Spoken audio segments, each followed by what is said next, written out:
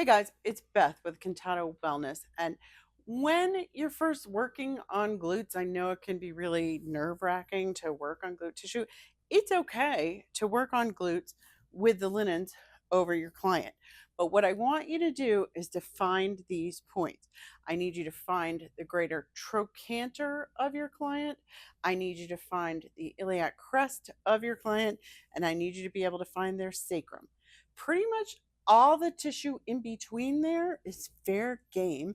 It's relatively thick muscle, so you can work there in comfort and not be really concerned about hurting your client.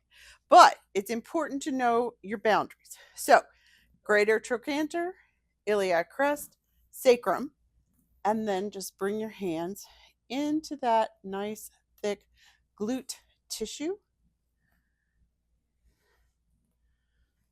I gotta say, I'm a big fan of a glute massage. Um, it makes me feel a whole lot better. Now, you can use your fists.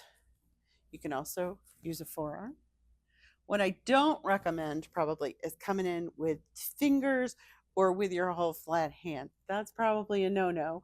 Um, so, as you're learning, just use pressure from your fists, pressure from your forearm, and stay within those boundaries.